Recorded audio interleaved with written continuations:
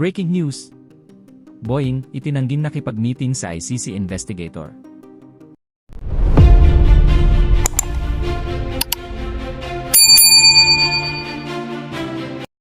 Mariing itinanggi ni Ombudsman Jesus Crispin Boying Remulla ang alegasyong nakipagpulong siya sa isang investigator ng International Criminal Court, matapos mabanggit ang kanyang pangalan sa affidavit ng 18 individual na dating sundalo.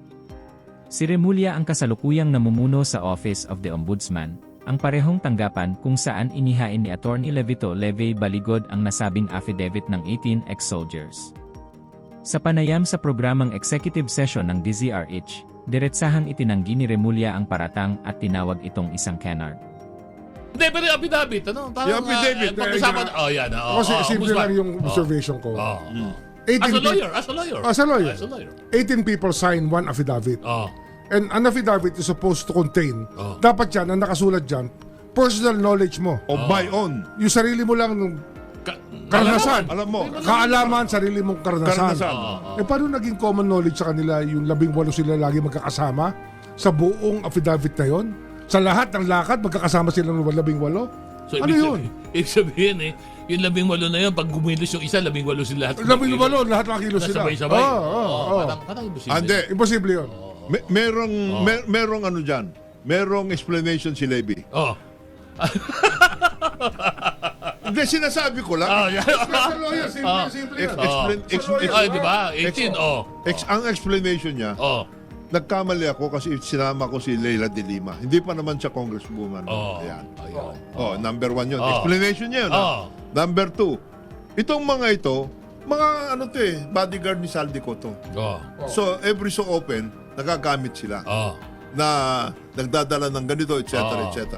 Ang tanong sa kanya, alam mo ba kung anong ibig sabihin ng 805 billion? Nasa maleta na sinasabi mo? 13,000 na maleta yan. Nasaan yung mga 13,000 na maleta yan? Ganun ba karami ang maleta dito sa Pilipinas na ganyan kalalaki? Hindi 13,000 o 1,300? Hindi, 13,000 Ito nga sinasabi ng ombudsman doon pa lang sa yun sa affidavit pa lang tama, di ba? Ombudsman. Kasi binanggit ako ron Binanggit ka ba doon? Nabanggit siya. Kasi nag-meeting daw kami sa Bel Air. ICC prosecutor ang kamiting niya. Ano, may 18 abogado? 18 Witness? Sundalo? Nandun, may witness? Parang medyo... It never happened. Di ba? At saka pag labing Ano naging personal knowledge yun? Ano ba tawag dyan? Is a made-up story. Canard. Canard? Ako, bigat. It's Hindi, yun nga. Gusto ko, tumistigo yung 18 sa Senado. Sige, Yes. tumistigo Tama sila. yun. May may pinadala na affidavit? Totoo ba? Di ba po meron mga sila 18 di ba? Pero may affidavit nga. Tapos may binigay nga Nagsubmit na sila sa affidavit. Office of the Ombudsman Sa ika-10 pahina ng affidavit, partikular sa item number 28, nakasaad na sina Chantal Daniels at William Rosato ay umano'y nagkaroon ng meeting sa isang bahay sa Bel Air, Makati na ayon sa salaysay ay bahay ni dating DOJ Secretary Boying Remulla. Ayon sa dokumento, si Chantal Daniels at William Rosato ay nagkaroon din ng meeting sa isang bahay sa Bel Air, Makati na sa pagkakaalam namin ay bahay ni dating DOJ Secretary Boying Remulla. Kasama sa meeting sina Sonny Trillanes, Police General Nick Torre, at dating DOJ Secretary Boying Remulla. Nakasaad din na inutusan umano ang mga affiants na kapag papasok sa gate ng Bel Air, ay sabihin na sa bahay ni Secretary Boying Remulla sila pupunta.